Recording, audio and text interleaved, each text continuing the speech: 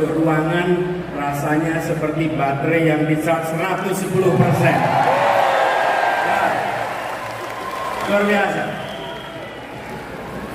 Jadi suasananya suasana penuh kegembiraan, penuh keceriaan, karena memang kita akan menuju pemilihan yang bukan menakutkan, tapi pemilihan yang menggembirakan, yang membahagiakan. Nah, sebelum mulai saya cek dulu nih yang hadir, siapa yang rombongannya paling banyak? Ayo, angkat tangan.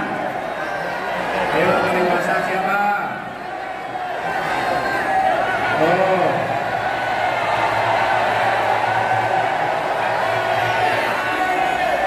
coba yang di bawah sini. Oh, ada for kami.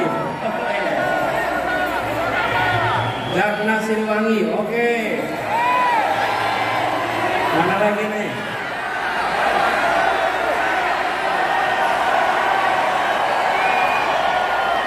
Yang paling jauh dari mana? Mana? Mana yang dari Aceh? Yang dari Kupang? Yang dari Manado? Yang dari Jawa Barat?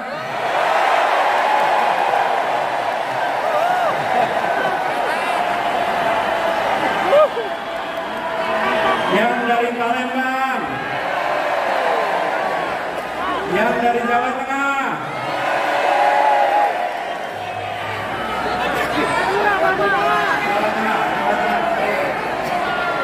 Jawa Timur? Banten? Oke, kita lihat gimana dengan yang dari Jakarta?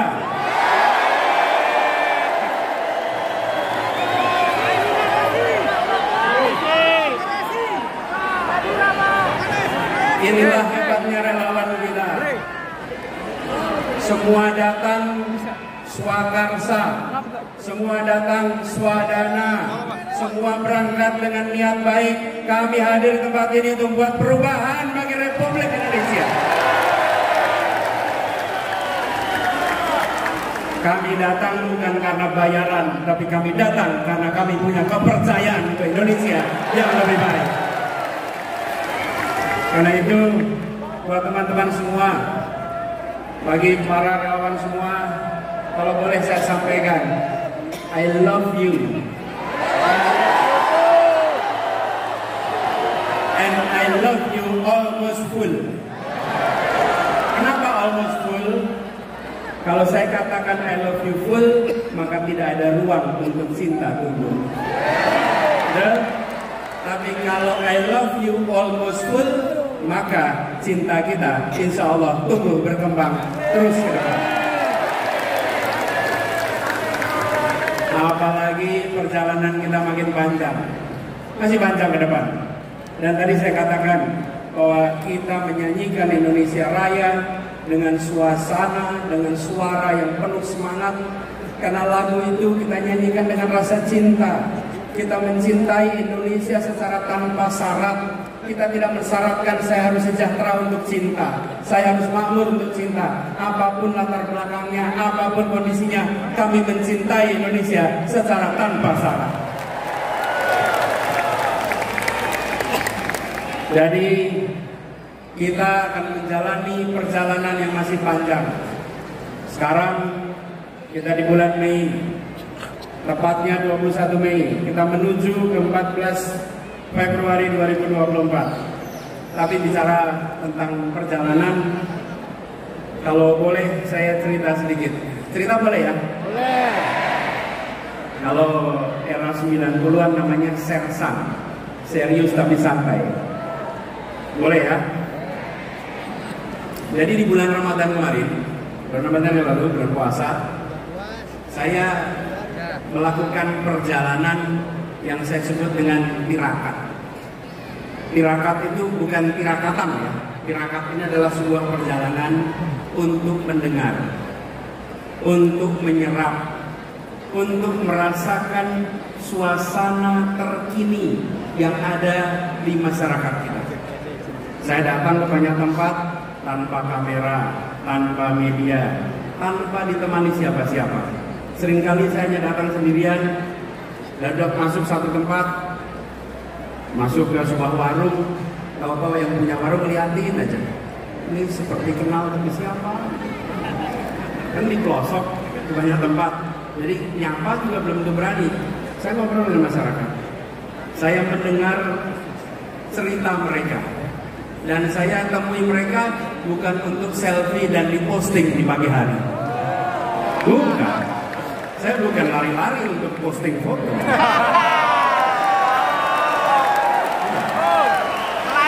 Saya lagi mendengarkan suara mereka.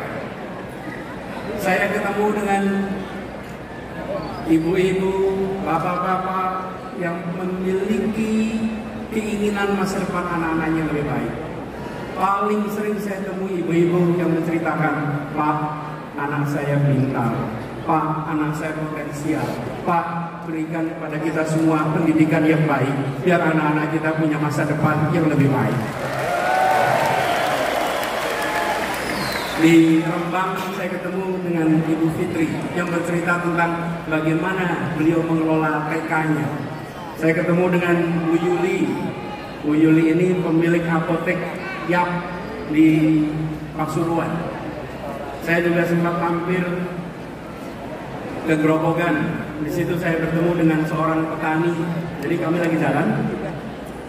Saya lihat para petani sedang bekerja, saya berhenti mampir. Sendirian saja. Namanya Pak Suwarto.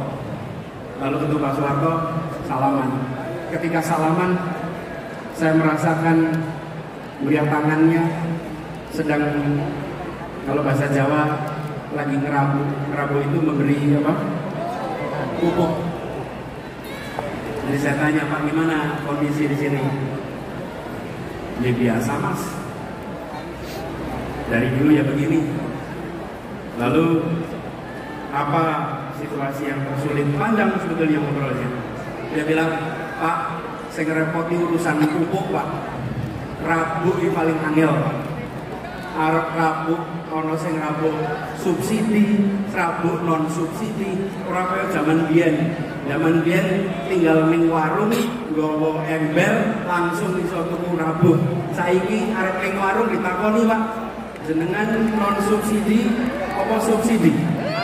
Terus dia bilang, halo, kok kaya awak dhewe iki kan debit, mosok iso bayar sing non subsidi? Ayo mesti subsidi. Terus saya tanya, bagaimana kalau besok pun Pak dibalik persis zaman dia mawon, Pak. Dan selesai ngobrol, saya tanya sebelum pamit, Pak, sebelum pamit saya ingin mengenalkan diri, tepangaken kula Anies Baswedan. Nah, selama ngobrol dia nggak tahu dengan siapa. Jadi ketika saya bilang tepangaken kula Anies Baswedan, terus dia jawab, Anies Baswedan, Gubernur DKI. Iya, Gubernur DKI. Kok iso tekan gini? Kok bisa sampai sini? Ya, saya kula sawet tirakat, Pak. Terus dia ngasih beberapa pesan-pesan. Saya perhatikan betapa masyarakat yang kita temui menyampaikan kepada kita semua bahwa di masyarakat sana ada suasana sulit, ada suasana menantang, tapi yang sebenarnya lebih mengkhawatirkan adalah serba ketidakpastian. Serba ketidakpastian. Bagaimana yang menanam tidak tahu nanti harga jualnya berapa. Bagaimana yang beternak tidak tahu ongkos produksinya nanti berapa. Bagaimana yang mengurusi pertanian tidak bisa mengetahui seperti apa ongkos-ongkos yang harus dia keluarkan. Begitu juga dengan yang lain-lain. Kami menemukan suasana di mana mereka yang harus pergi. Saya datang ke sebuah desa di Wonosobo yang pekerjanya itu banyak pekerja migran. Terus mereka cerita bahwa mereka berangkat tanpa tahu ada jaminan bisa pulang atau tidak, ada jaminan bisa hidup layak atau tidak. Ketemu dengan anak-anak, ketemu dengan orang tua yang menceritakan kelihatannya masuk kampus negeri sekarang susah, Pak. karena ternyata harganya juga mahal. Mereka yang kecil seringkali menemukan kesulitan untuk usaha. Tadi di depan banyak UMKM kan? Karena kita kumpul di sini mengirimkan pesan bahwa penyediaan makanannya pun oleh mereka-mereka yang usahanya mikro dan kecil, bukan yang skalanya besar. Nah, dari sana dalam sebuah perjalanan saya lewat satu tempat sekitar Purwodadi. Ada satu orang yang seperti menghentikan, Pak, sebentar Pak, berhenti. Terus dia cerita, Pak Anies, masalah di negeri ini, padahal di kampung nih, adalah soal mafia Pak. Pak Anies, ini mafia di Indonesia ini harus diberantas Pak. Mafia ini harus diselesaikan. Saya pikir benar juga kata dia. Begitu banyak mafia-mafia yang hadir yang membuat kita memiliki ketidakpastian. Kenapa petani harus bersaing dapat pupuk penuh dengan ketidakpastian? Karena apa? Karena aksesnya dikuasai oleh mafia-mafia pupuk. Ketika bicara tentang pekerja migran, banyak dari mereka yang sistemnya dikuasai oleh mafia-mafia PMI. Yang mereka berangkat kerja keras dan ujungnya pulang tidak bisa mendapatkan yang selayaknya. Sama UKM juga begitu. Dan mafia-mafia ini berderet. Ada urusan mafia tanah, ada mafia parkir, ada mafia kesehatan, mafia perumahan, mafia pemilu, mafia bansos, bahkan mafia proyek pemerintah. Ya termasuk mafia BTS itu. Semua. Karena itu seluruh mafia ini harus kita bereskan. Republik ini tidak akan bisa maju bila kita membiarkan mafia-mafia itu merajalela di negeri ini. Termasuk proyek pemerintah. Ketika kita melihat ada kasus-kasus, termasuk kemarin mafia BTS, maka saya sependapat dengan yang disampaikan oleh Ketua Partai Nasdem Pak Surya Paloh. Tuntaskan penyelidikannya. Semua yang terlibat harus diperiksa. Dorong transparansi. Jangan ada pihak yang dibiarkan melenggang tidak dimintai pertanggungjawabannya. Tunjukkan bahwa hukum memang tegak, bukan saja ke bawah tapi juga ke atas. Bukan saja ke lawan tapi juga ke kawan. Hukum tegak untuk semuanya. Dan transparansi ini perlu dilakukan secara menyeluruh. Jangan sampai ada intervensi politik dalam penanganan kasus apapun. Dan kita sudah menyaksikan banyak kasus-kasus akhir-akhir ini yang menjadi perhatian adalah yang viral. Kadang-kadang saya merasa khawatir.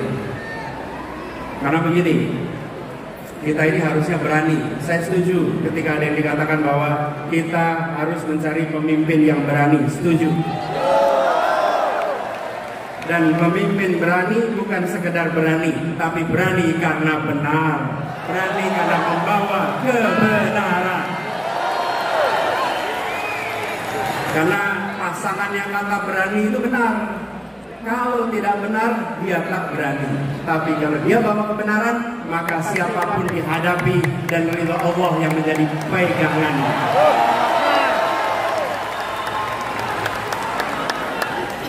Jadi, kita menyaksikan ketika peristiwa-peristiwa mafia ini terkuak. Ada polisi jenderal bintang 2 membunuh anak buahnya. Terbuka. Ada yang menyelundupkan narkoba. Ada petugas pejabat pajak yang kekayaannya fantastis. Itu sudah merepotkan. Membuat seperti Pak Kapolri harus kerja ekstra untuk mengembalikan kepercayaan publik.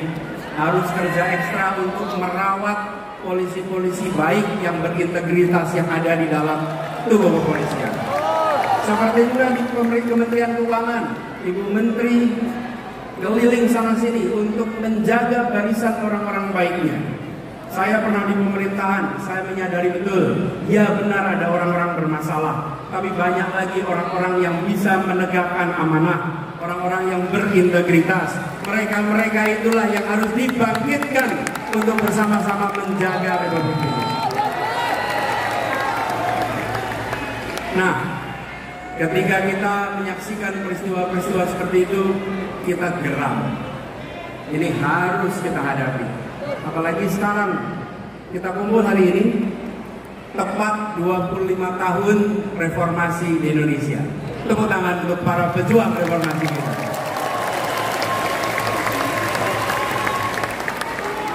Tapi sambil kita menengok, kok bisa kita sudah 25 tahun dari reformasi, yang dulu kita bicara tentang memberantas kolusi, korupsi, nepotisme, sekarang justru muncul mafia A, mafia B, mafia C, mafia D.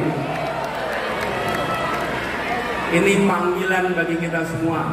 25 tahun yang lalu kita berkomitmen memberantas KKN, sekarang kita berkomitmen untuk memberantas mafia-mafia yang ada di Republik.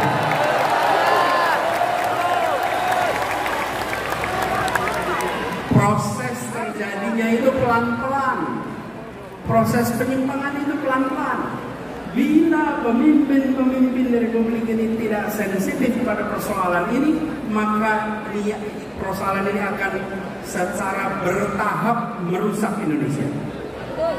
Teman-teman sekalian, saya beri ilustrasi ini. Katak. Bila katak itu dimasukkan ke dalam sebuah, bukan tempurung, ke panci yang airnya dingin, taruh di panci airnya dingin, kemudian pancinya taruh di kompor, nyalakan kompornya pelan-pelan.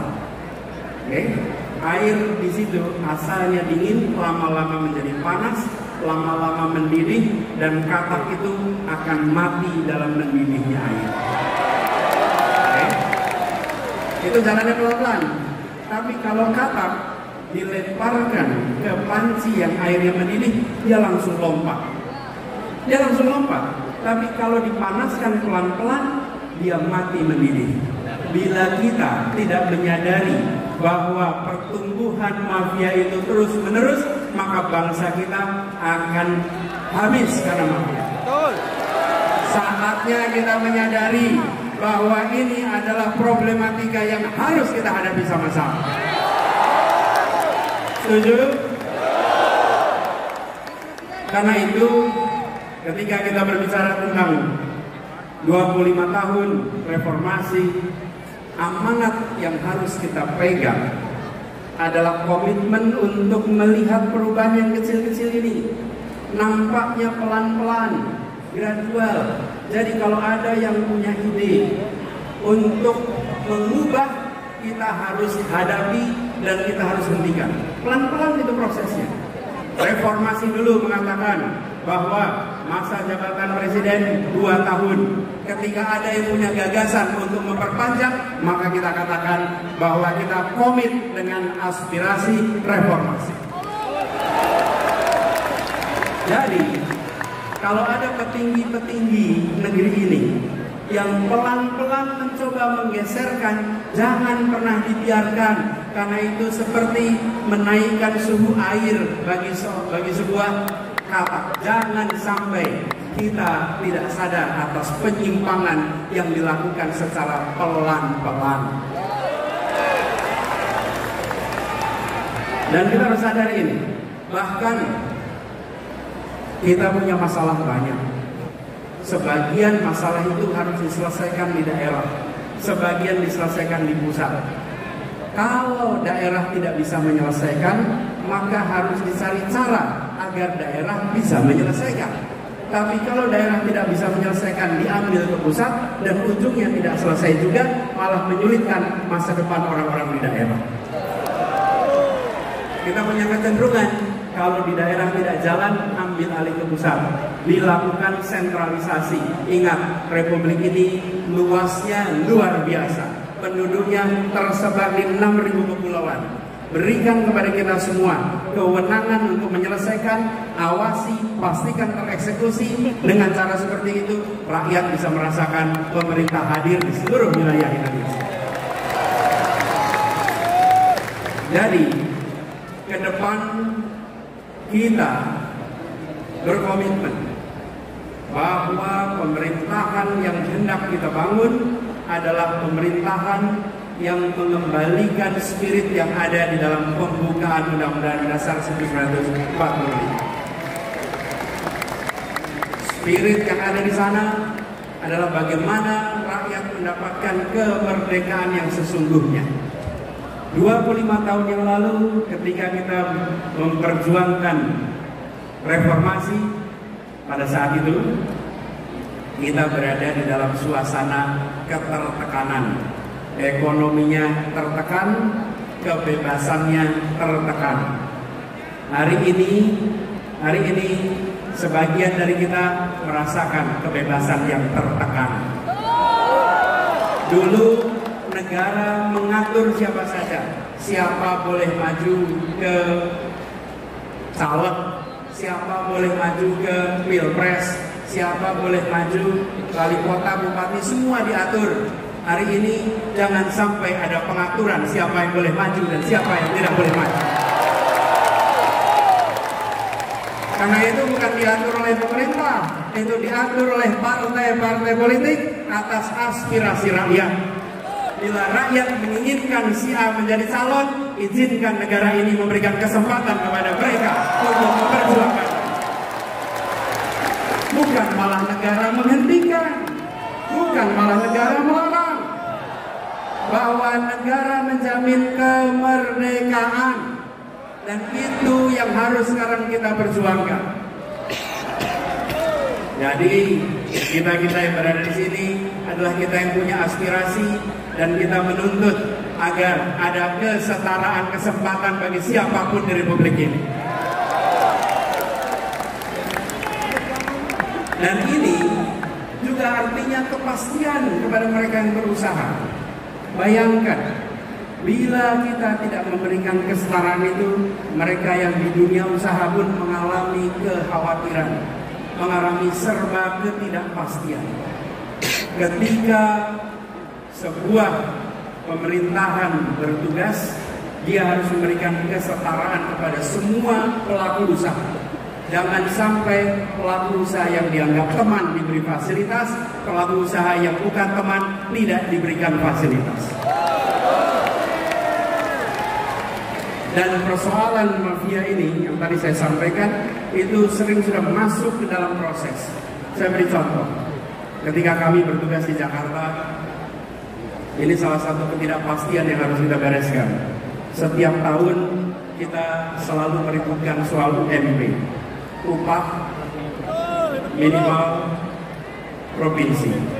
Dan di DKI Jakarta, upah yang biasanya naik rata-rata 8% karena kondisi perekonomian turun. Tapi di tahun 2021 kemarin, untuk upah tahun 2022 mendadak peraturannya diubah. Peraturan yang biasanya kalau kita terapkan memberikan kenaikan UMP yang masuk akal, kemarin UMP-nya angkanya itu amat rendah. Kalau tidak salah sekitar Rp37.000 kenaikannya. Pada waktu itu saya katakan tidak mungkin di Jakarta naik upah nilainya 37.000. 37 itu bukan angka yang layak untuk pekerja di Jakarta.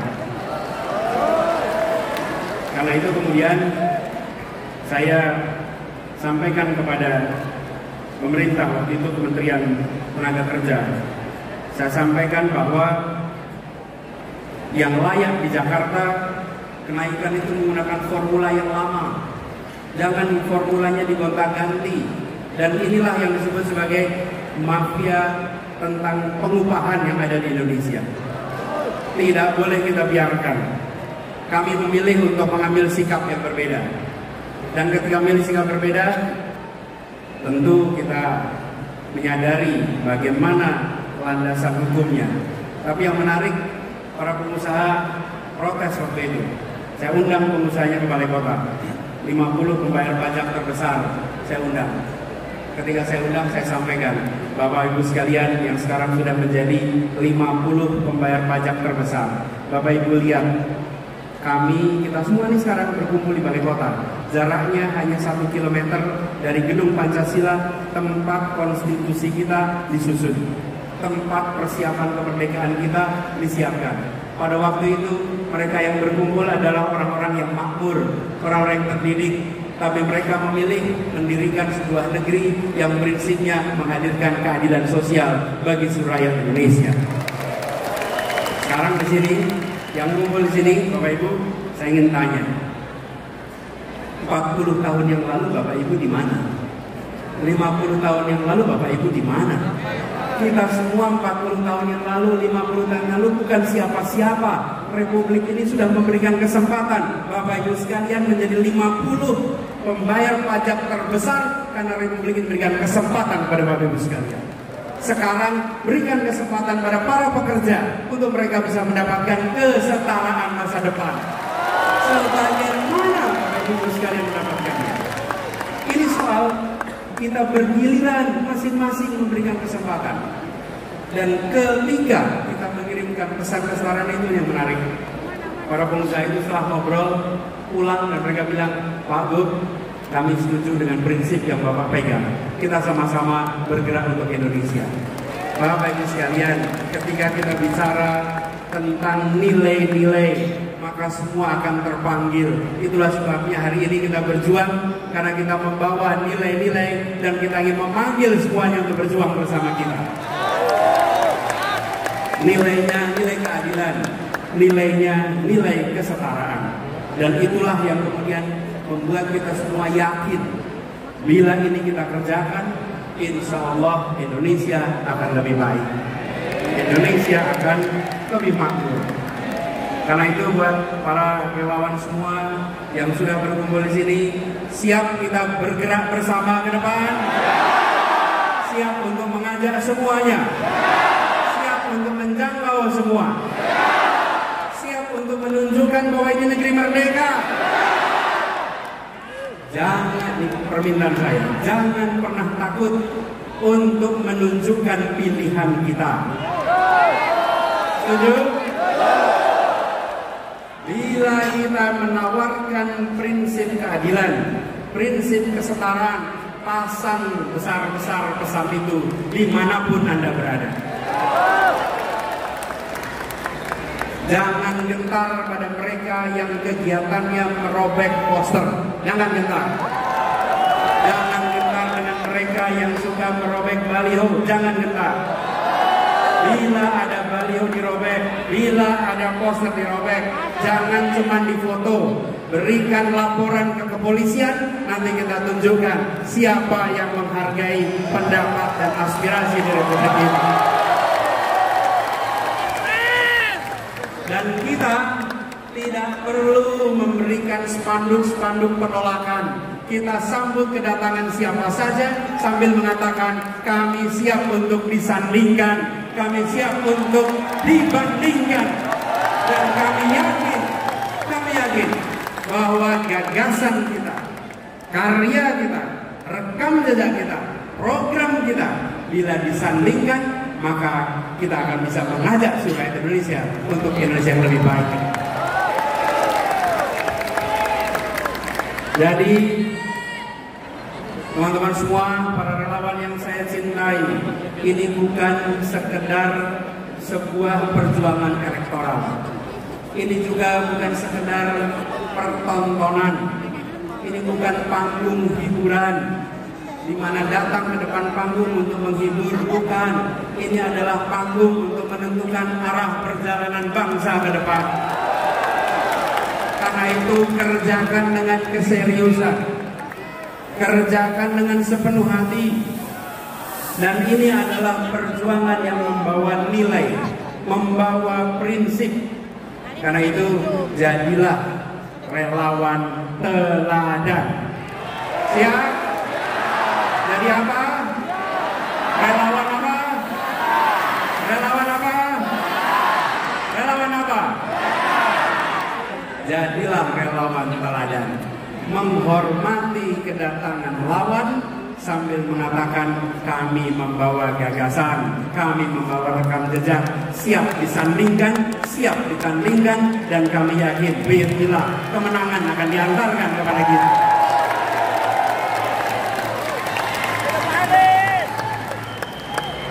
Karena itu buat semuanya para pejuang yang berkumpul di sini, kalau mengalami cobaan, mengalami tantangan, semakin besar tantangan, maka orang-orang tangguh akan bisa melewatinya.